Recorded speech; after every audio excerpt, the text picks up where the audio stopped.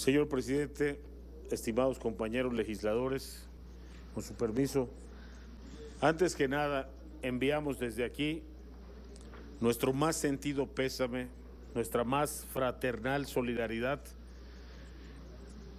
a las familias de las víctimas de esta horrible tragedia.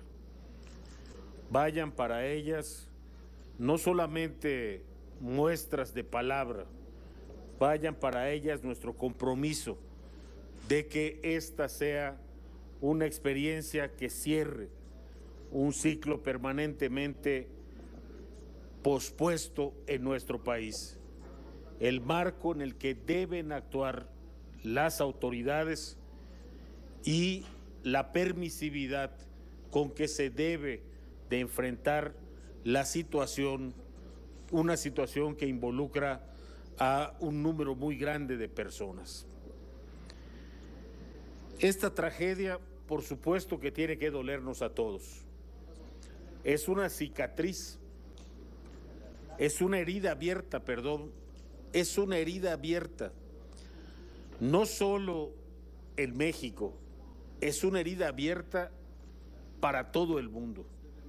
Más de 90 víctimas mortales, personas desaparecidas,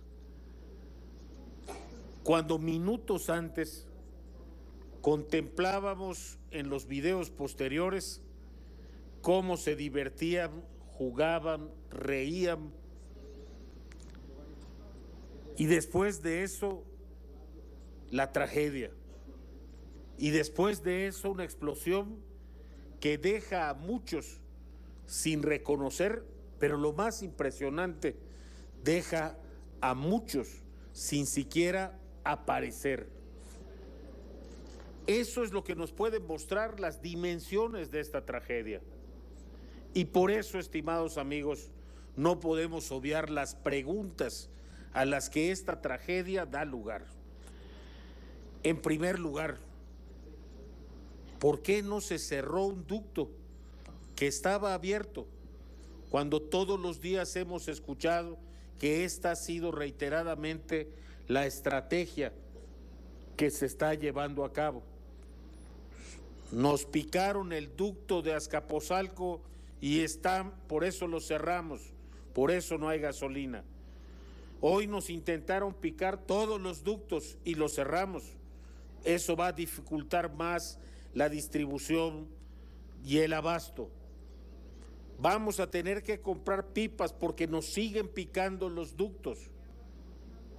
Y tiene que llamar la atención y tiene que llevarnos a pregunta el hecho de contemplar una fuente de muchos metros de altura rebosando combustible horas después de que fue notificada la fuga, horas después de saberse que nos habían picado ese ducto.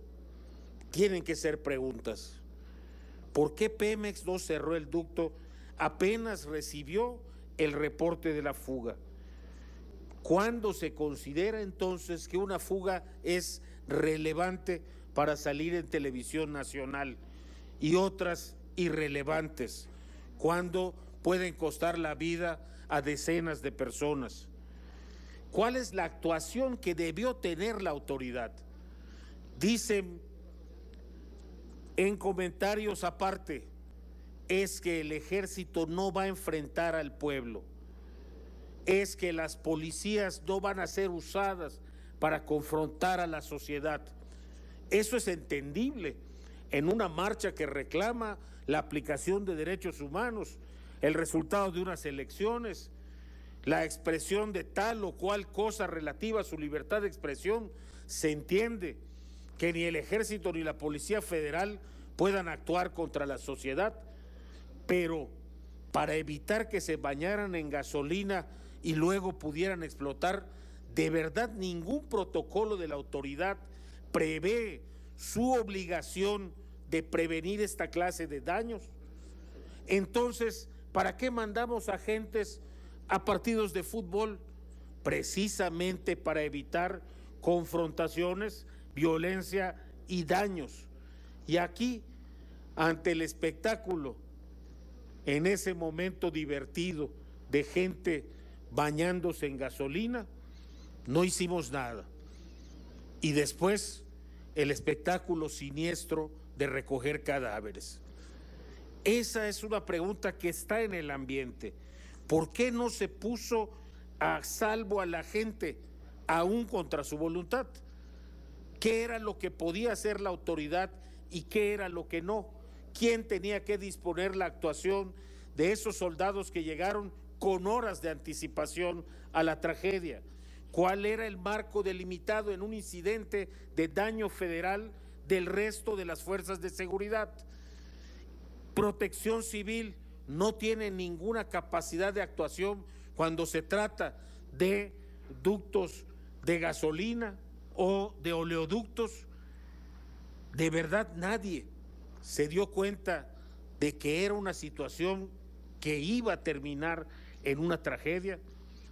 De verdad en ese momento nadie pensó que la menor chispa iba a significar la muerte de cientos de personas posiblemente, como podemos apreciar en los videos.